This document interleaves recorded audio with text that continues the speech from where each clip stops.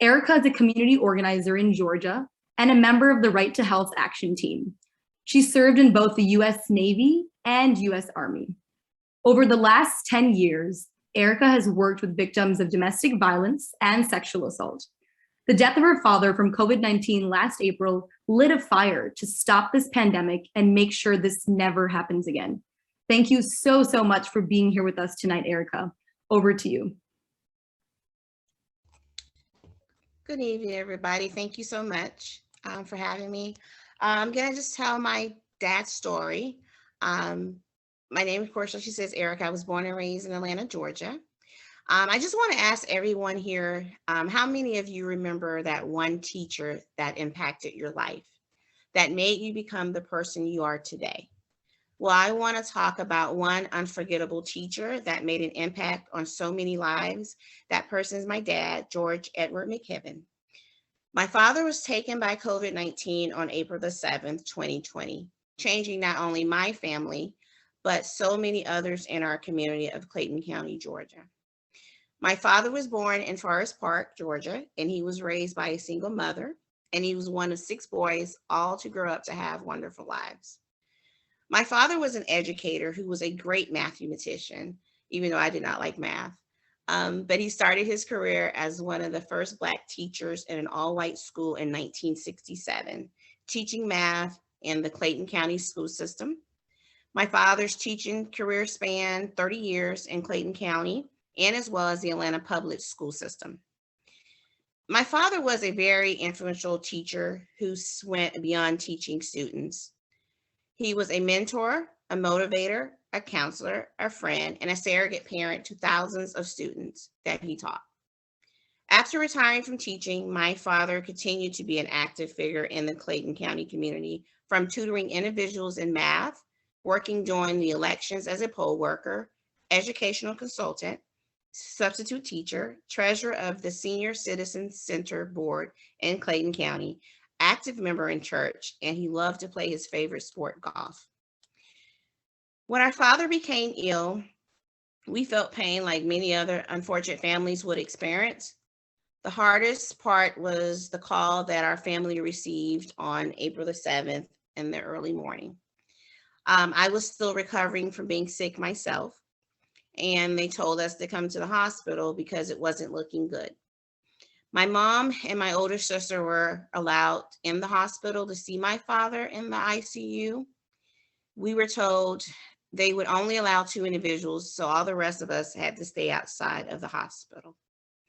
We were praying, we were crying, but when we started getting too close to each other to comfort each other, the hospital police officer came over and told us we had to separate. We had to stay 6 feet apart. This was early in the pandemic, and even as our father was fighting for his life, we could not even comfort each other. So I just want you, can you imagine the pain of not being able to even hold or hug your loved ones, but sit apart, seeing each other suffer? Then my mom and my sister came out. We even asked for the head nurse and the priest who came down and prayed with us, and we begged to see my dad. My mom even asked if I and my other older sister could even go up and see him. But eventually they told us to go home because he wasn't actively dying. But they did say a prayer with the family. So we all left. We went our separate ways. And about an hour later, I believe it was, my sister who called and told my husband he didn't make it. The man who had been in my life for 43 years and was always there for me was now gone. And I felt as if I let him down when he needed me the most. We would not be able to sit with our father or tell him we love him, or hold his hand, read to him, sing his favorite song, or laugh with him. Our father fought for 3.5 weeks to live, not just for himself, but for his family and the countless others he impacted in our community.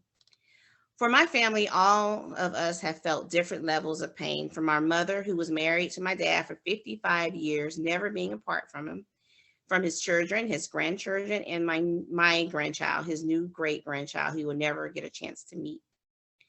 So honoring our father, George Edward McKibben, the passage of Senate Bill 2297 would benefit not only the community he loved so much, and was active in making an impact in the future of all lives, but make a difference in the world.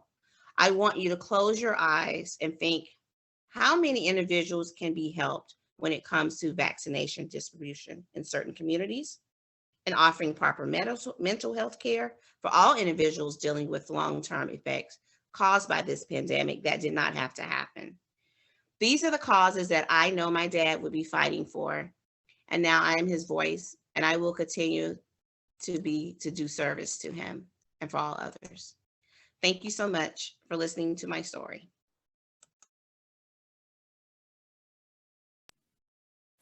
Thank you so much, Erica, for sharing your powerful story with us. It really highlights the urgent need to ensure that such a pandemic never, ever happens again. Before we hand it over to our guest speaker, I wanted to share with new members of the Right to Health Action community what we've been working on over the past few months. Shortly after the COVID-19 pandemic began, Right to Health Action was formed based on the shared belief that pandemics are the product of faulty policies and that this pandemic was exposing the fatal cracks in our systems. As an organization, we want to be the crowbar prying open that crack to repeal the root cause policies that perpetuate accelerating waves of increasingly deadly pandemics. More than a year ago now, we developed the People's Pandemic Prevention Plan alongside the rest of the Right to Health Action team. This is a package of policy strategies that leverage this moment to win the transformative changes we need to stop COVID-19 and prevent a sequel from hitting us in the next few years. We're fighting to, first, combat racial health disparities with a permanent, federally funded army of public health organizers. Second, replace private drug company monopolies on publicly funded COVID-19 vaccines with open global access and make necessary investments in low-income countries to build vaccine production capacity. Third, we want to stop corporations from making the world sick by pillaging the natural resources of impoverished people in poor countries. And fourth, we want to win a new global pandemic prevention fund to build the health systems we need to stop outbreaks from spreading and provide the resources needed for poor communities worldwide to fight back against the primary causes of new disease outbreaks, environmental degradation, and deforestation. What's most remarkable is that we've done this with very little money, and up until recently, no paid staff. We've done this by digital shoe leather organizing, asking friends to join, building coalitions, connecting COVID survivors and people who lost loved ones, fighting for what's right. We are a living experiment in pandemic era democracy, a true organic grassroots organization. 600 of you from the Right to Health Action community contributed to our transition memo for the Biden administration. That's incredible. Over the last 18 months, we've accomplished so much as a team. We've organized more than 100 meetings between grassroots leaders and members of Congress every single month. We've sent hundreds of thousands of petitions, letters, and postcards to Congress and the White House, drafted or edited almost a dozen bills, and twice enlisted the majority in Congress to join us and endorse our People's Pandemic Prevention Plan proposals, with the most recent one garnering 120 co-sponsors for $2 billion in seed funding for the creation of a global pandemic prevention fund, which helped ultimately more than quadruple the funds above what the Biden administration had wanted at first. We helped to change the White House's mind. In recent months, the Global Pandemic Prevention Fund is inching ever closer to becoming a reality as Senate Bill 2297 makes its way through Congress. This bill does three enormous things. First, it stops new disease outbreaks by addressing key drivers of zoonotic spillover events like deforestation.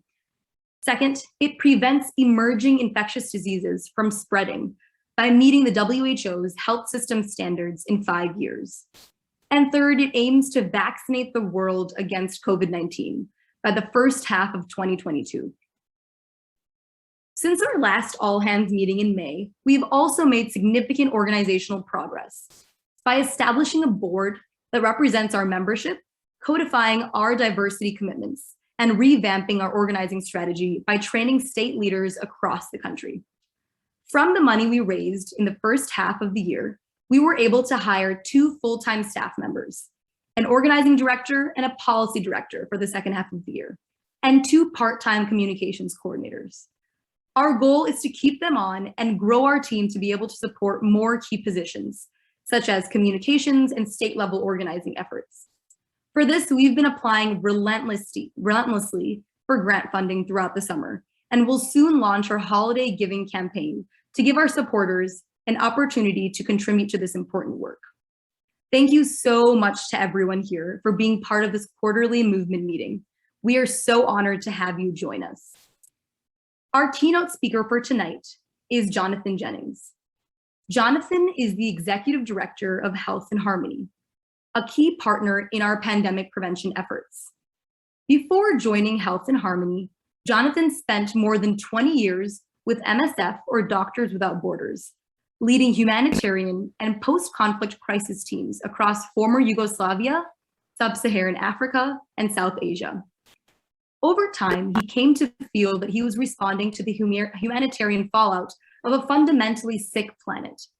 As a result, Jonathan grew increasingly attuned to the inherent link between human well-being and ecological integrity. Since joining Health and Harmony in 2017, Jonathan has worked with his colleagues to reverse deforestation and address the current climate crisis by listening to the needs of rainforest communities and investing in community design solutions. Health and Harmony's model is the inspiration for much of what Right to Health Action is fighting for, and we wanted our community to hear more from the leaders who are making it happen. Thank you so much for joining us tonight, Jonathan. Well, thank you, Ashwini. That was very kind, very generous. And Erica, thank you so much for your courage and for sharing your story. We will do everything we can possibly do to support you and your mission. And I just want to start by thanking all of you at Right to Health Action. My team and I adore you guys, and your lobbying and your advocacy prowess are as brilliant as they are dogged. And right now, where this Senate Bill 2297 is concerned, you are doing what the world's poor and voiceless need you to be doing. And the people of the countries that suffer most from epidemic outbreaks, you are bringing their voices to the fore, and I applaud you for that. As Ashwini said, this bill creates a global fund which recognizes that prevention of pandemics means stopping zoonotic spillover from ever happening in the first place. It's not enough to contain epidemic outbreaks in poor countries, containing them from spreading into rich countries. That is unjust, and that is simply something we cannot allow to continue to happen. And critically, this bill that you guys have been so instrumental in languaging, it's putting communities around the world at the center of the solutions building, especially to rainforest loss, and putting these communities at the center of the prevention of rainforest loss is critical to pandemic prevention. And that's something I'm going to talk to you a little bit more right now. Let me share my screen, if that's okay with everyone. Ashwini, is everyone seeing that screen now? Yeah, we can just give me a thumbs up if you're, okay, great. So in the nanosecond that our species has existed on the planet, we have created a climate crisis, and we have engineered the collapse of nature. Nearly every ecosystem on planet Earth is at risk of collapsing. And I'm not going to go into the details of this graph, but that is showing you the spike in atmospheric carbon dioxide that has occurred in the last 60 years. And on the right, you get some idea of the extinction crisis and the number of species that are at risk of extinction. These two phenomena are not due to natural causes. The climate crisis and the extinction crisis, the collapse of nature, are due to human behavior. And the emergence of viruses like COVID and the spread of viruses like COVID and SARS and Ebola, these are the deadly symptoms of our destruction of the Earth's life-giving ecosystems. And as hard as it may be to accept, this coronavirus pandemic is the emergency within the emergency. Some 40% of Earth's land surface is now used for croplands and pasture, and approximately 50% of all tropical and temperate forests have been clear-cut and fragmented. Now, this intensity of land use forces wildlife into closer, more frequent, and novel contact with people, which means a greater probability of infectious pathogens being transmitted from wildlife into human populations. Zoonotic outbreaks like Ebola and coronavirus have made certainly one thing deadly clear, and that is this: the health of rainforests from the Congo to Indonesia and Brazil, they impact my family's health directly, whether I live in Jakarta, Johannesburg, Geneva, or Jacksonville. Now, record high levels of atmospheric carbon dioxide and the accelerated loss of biodiversity are both largely driven by the loss of tropical rainforests. Specifically, the cutting and the burning of forests accounts for about 78% of all land-based greenhouse gas emissions. And of course, as these tropical rainforests disappear, so go thousands of plant and animal species. And as I've already mentioned, very importantly, as these tropical rainforests shrink and are fragmented, it increases human proximity to pathogen-carrying wildlife. Now, we know from Project Drawdown and from other scientists that one of the most effective and least expensive ways to prevent pandemics, but also to mitigate global heating and to protect nature, is to expand tropical rainforests. This is one of the most important returns on investments that humanity right now can have where the health of our planet is concerned, and clearly where the prevention of future pandemics is concerned.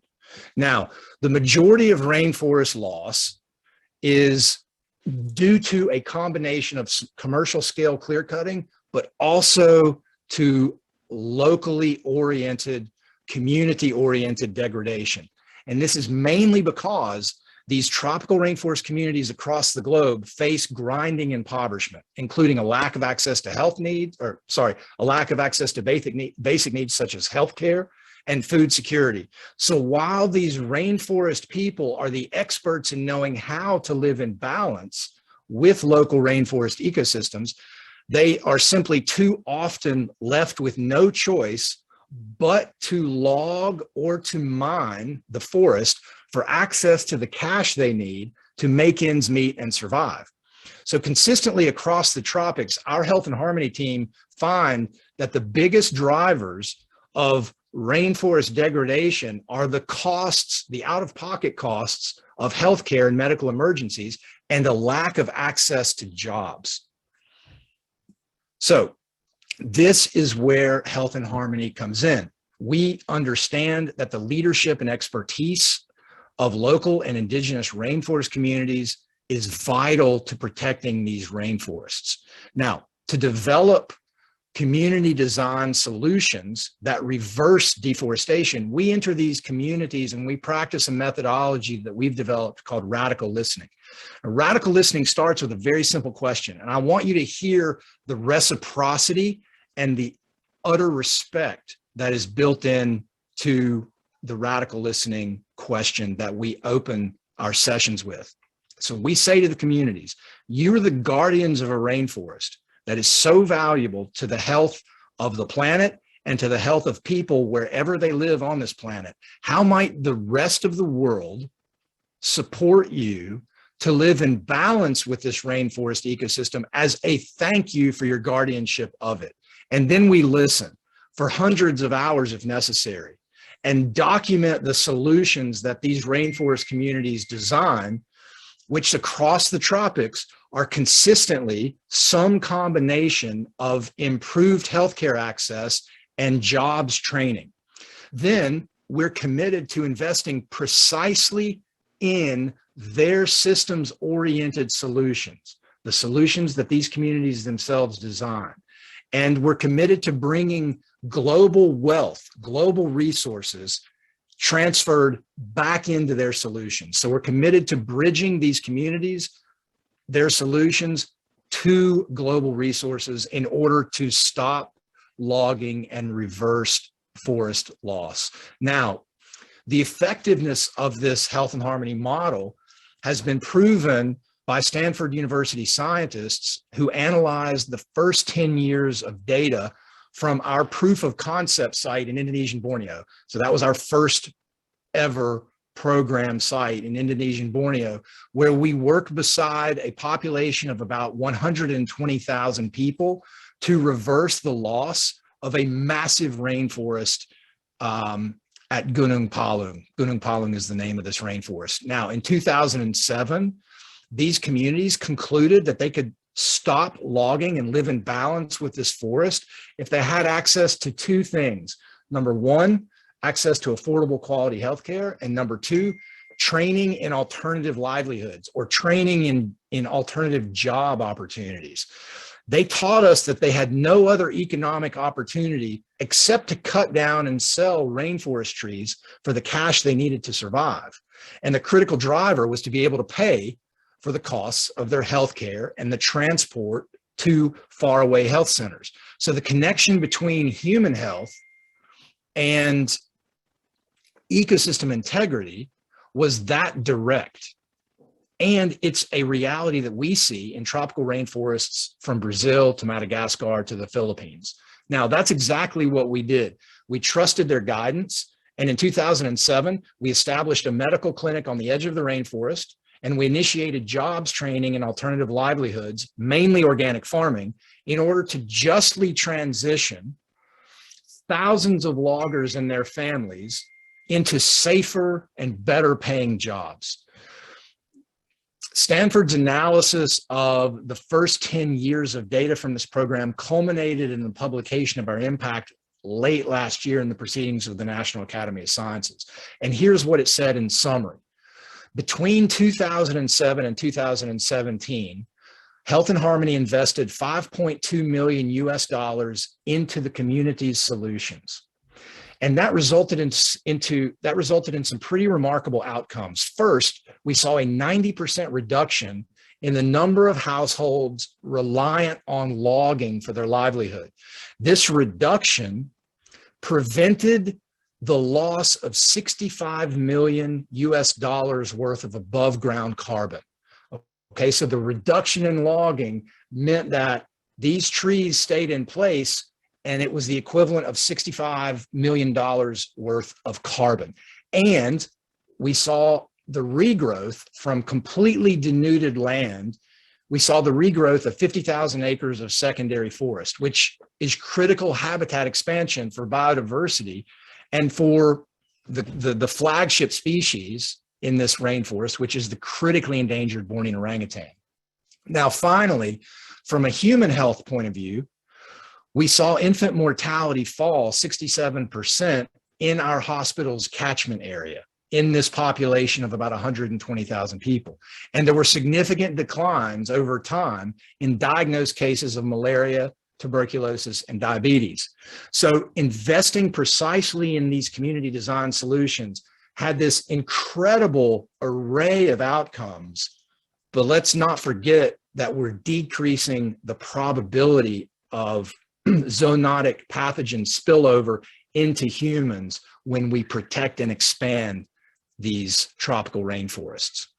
Now, Michelle Berry, who is director at Stanford's Center for Innovation and Global Health, I love this quote because it captures really so much of who we are.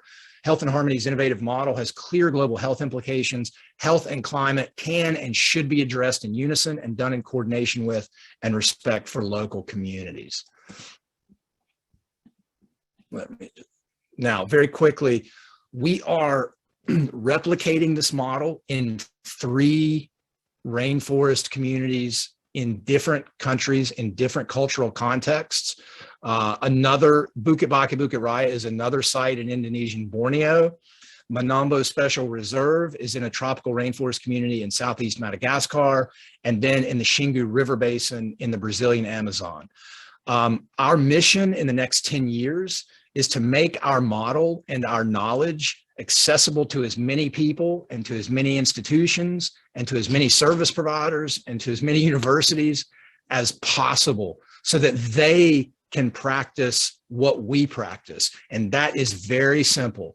It's respecting and honoring the expertise and the wisdom of these rainforest communities and then investing precisely in their solution.